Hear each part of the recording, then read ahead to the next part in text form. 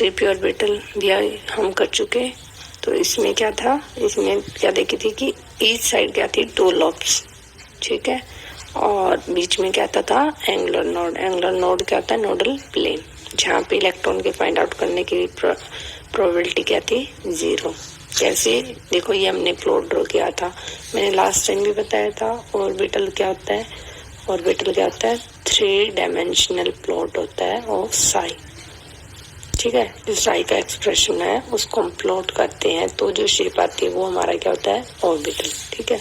तो अब जो 3p है ऑर्बिटल है उसकी शेप ये है। तो ये कहाँ से आई है, तो इसके लिए भी हमने साई को प्लॉट किया था। और साई क्या होता है, radially into angular wave function. तो रेडियल वेव फंक्शन को प्लॉट करेंगे, फिर उसके ऊपर क्या करेंगे, एंगुलर वेव फंक्शन को प्लॉट करेंगे। तो जो कॉमन रीजन आ जाएगा इनसे, वही क्या होगी, हमारी शेप। तो रेडियल वेव फंक्शन किसका फंक्शन था, आर का, और ये angular wave function theta and phi का। तो ये आर का था, तो ये हमेशा ही रेडियल वेव फंक्शन का जो प्लॉट होता है, रेडियल प्लॉट ले लो या फिर रेडियल डिस्ट्रीब्यूशन प्लॉट, जो भी हम ड्रॉ करेंगे वो हमेशा ही क्या होता है, ऑलवेज स्फेरिकल, ठीक है।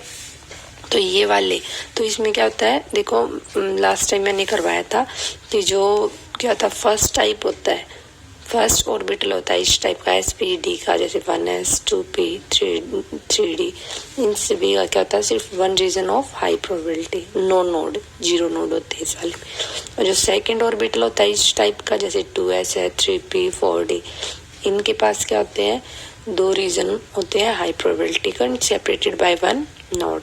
तो अब हम किसकी बात करें, 3p की। ये क्या है, second orbital of p type. तो इसमें क्या होते हैं, 2 रीजन ऑफ हाई प्रोबेबिलिटी। ये मैंने रेडियल प्रोबेबिलिटी डिस्ट्रीब्यूशन का लिया है, ठीक है। कई जगह हम यहाँ पे रेडियल प्लॉट भी लेते हैं, वो आगे डिस्कस करेंगे। तो इस वाले केस में क्या हो जाएगा, अब बनाओ इसका रेडियल प्लॉट को, 3 डायमेंशन प्लॉट। तो क्या हुआ, एक छोटा रीजन हाई प्रोबेबिलिटी का और उसके बाद एक बड़ी लोब। तो एक रीजन हाई प्रोबेबिलिटी का, फिर उसके बाद सेपरेटेड बाय नोड। तो ये नोड कौन सा हो जाएगा, रेडियल नोड, क्योंकि हम रेडियल प्लॉट वाला ड्रॉ कर रहे हैं, ठीक है। रेडियल प्रोबेबिलिटी डिस्ट्रीब्यूशन करो या रेडियल प्लॉट। फिर क्या है, एक रेडियल नोड, उसके बाद क्या है, second region of high probability का। अब इसके ऊपर हमें क्या ड्रॉ करना है, angular part, radial into angular. तो एंगुलर का एक्सप्रेशन होता है, ठीक है, उसके अंदर क्या होंगे, थीटा एंड फाई। तो डिफरेंट एंगल्स की वैल्यू पुट करना, उसके कोरस्पोंडिंग जो वैल्यू आएगी वो इसके ऊपर पुट करते जाना, ठीक है। वो हम 2p से सीखेंगे, सिर्फ एक 2p का डिस्कस करेंगे, उसी से आप लोगों को समझ आ जाएगा कि ये पिक्चर कैसे बनी है, ठीक है। तो इसमें हमने क्या देखा, ये जो हमारा रेडियल पार्ट था, इसके जब मैंने एंगुलर पार्ट ड्रॉ किया तो जो इलेक्ट्रॉन डेंसिटी बची वो सिर्फ कहाँ बची, px की बात हो रही है, तो इलेक्ट्रॉन डेंसिटी कहाँ बचेगी, सिर्फ x एक्सिस के लो, ठीक है। वो ऐसे होती है, जैसे जब थीटा की वैल्यू हम 0 लेते हैं तो कितनी आई, उसके बाद नेक्स्ट इतना एंगल लिया तो कितनी आई, नेक्स्ट एंगल पे इतनी आई, 45 पे इतनी आई, 75 पे इतनी आई, और जब 90 लिया तो कितनी आई, 0, इस टाइप से, ठीक है। ये जेड वाला केस होता है उसी से। तो ये क्या आ गई इधर से शेप। फिर वैसे ये हम और एंगल 90 के बाद कितना आ जाएगा, 120 135, ऐसे डिफरेंट एंगल्स लेंगे और यहाँ से वैल्यू पुट करेंगे। तो यहाँ से भी इस टाइप से क्या बन जाएगी, एक कर्व, वैसे ही इधर से, वैसे ही इधर से। यहाँ पे क्या मिला, 90 के ऊपर 0 मिली, एंगुलर वेव फंक्शन की वैल्यू यहाँ भी क्या मिली, 0, ठीक है।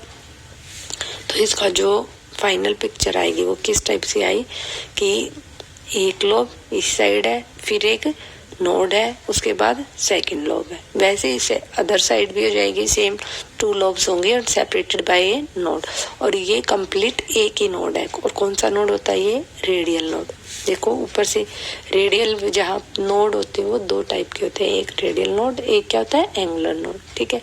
रेडियल नोड वो पॉइंट होता है जहाँ पे वेव फंक्शन क्या होता है, 0, इलेक्ट्रॉन के फाइंड आउट करने की प्रोबेबिलिटी क्या होती है, 0। तो रेडियल नोड में क्या होगा, जहाँ पे रेडियल वेव फंक्शन की वैल्यू क्या होगी, 0, ठीक है। और जहाँ पर एंगुलर वेव फंक्शन की वैल्यू 0 होगी वो क्या होगा, एंगुलर नोड। एंगुलर नोड को हम बताते हैं L से और रेडियल नोड को बताते हैं n-L-1। आगे पढ़ेंगे, ठीक है। यहाँ वैसे ही बता दिया मैंने। तो p ऑर्बिटल की बात है, तो p ऑर्बिटल चाहे कोई भी है, 2p है, 3p है, 4p है, एनी p, ठीक है।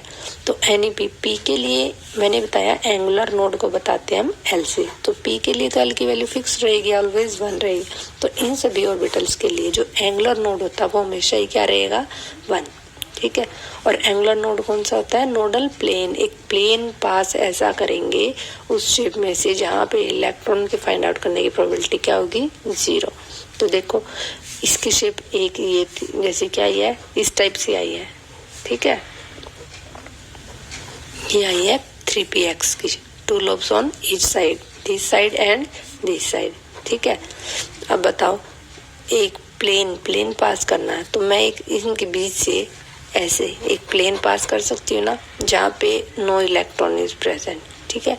तो ये वाला जो नोड बनेगा इसे मैं ऐसे प्लेन के थ्रू 3 डायमेंशनल में दिखा रही हूँ। तो ये क्या हमारा एंगुलर नोड, जिसे बोलते हैं नोडल प्लेन।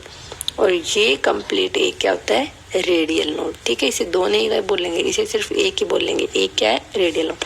रेडियल नोड देख लो, मैंने बताया रेडियल नोड होते हैं n-l-1, n की वैल्यू 3 है, p के लिए l की वैल्यू 1 है, -1 3 -2 1, तो 1 क्या है, रेडियल नोड, ये पूरा, ठीक है। देखो यहाँ से पता चलता है रेडियल नोड।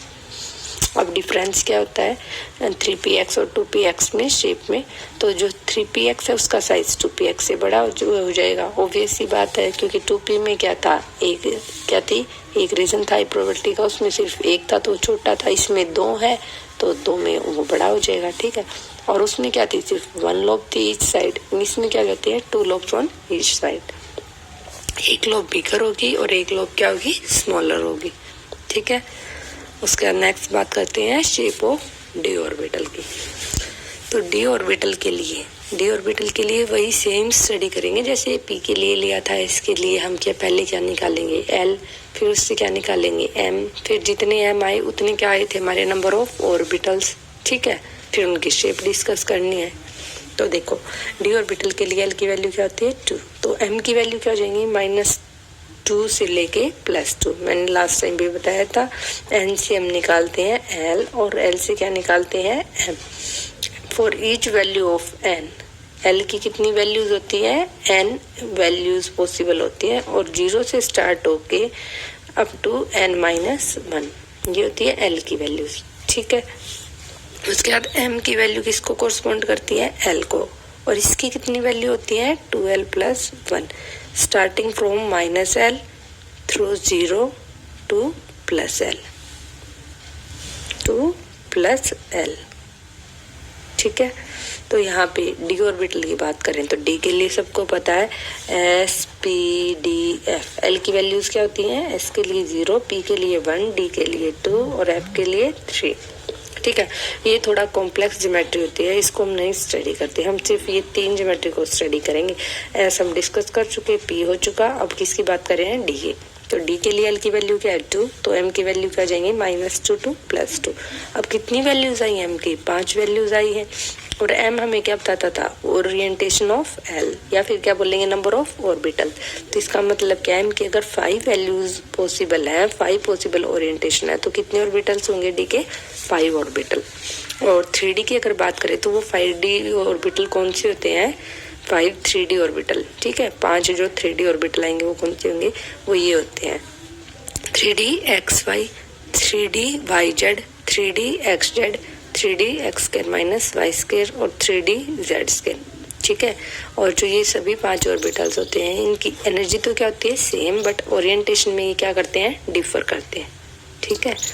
अब बात करते हैं, हम फर्स्ट लेते हैं जो इन 5 ऑर्बिटल्स में से हैं, फर्स्ट 3 ऑर्बिटल्स होते हैं, ये क्या होते हैं सिमिलर टाइप के, एंड ये 2 क्या होते हैं डिफरेंट टाइप के, अलग अलग। तो फर्स्ट बात करते हैं 3D और 3 3D ऑर्बिटल जो सिमिलर टाइप के, वो कौन से हैं, dxy, dyz, dzx, वो सिमिलर है। इन सभी में क्या होती है 4 लोब्स होंगी, ठीक है, और इन बिटवीन होती है देयर रिस्पेक्टिव एक्सिस। जैसे इसमें क्या 3DXY, तो x axis and y axis, एक बनाओ x एक्सिस, एक बनाओ y एक्सिस, इनके बीच में हमारी क्या प्रेजेंट होंगी 4 लोब्स, ठीक है। वैसे DYZ में क्या होंगी 4 lobes in between y and z axis, and DZX में क्या होंगी x एंड z एक्सिस के इन बिटवीन, ठीक है। और जो लोब्स में क्या होते हैं साइन, ठीक है, वो साइन होते हैं, वो हमारे किसके साइन होते हैं, वो इलेक्ट्रॉन डेंसिटी नहीं बताते कि प्लस का मतलब यहाँ पे एक लेस इलेक्ट्रॉन है और माइनस का मतलब ज़्यादा इलेक्ट्रॉन है कि ज़्यादा चार्ज है। ठीक है, ये बिल्कुल रॉन्ग है। प्लस एंड माइनस वो क्या होते हैं, साइन होते हैं किसका, वेव फंक्शन का, साइन ऑफ साई। ठीक है, ये आगे डिस्कस करेंगे। वैसे मैं बता देती हूँ, जो डी की पी की जो दो लोब्स आई है ना, 2p की बात करें तो उसमें 2 लोब्स क्या आती है अपोजिट साइन के। अगर ये प्लस है तो ये क्या आएगी माइनस।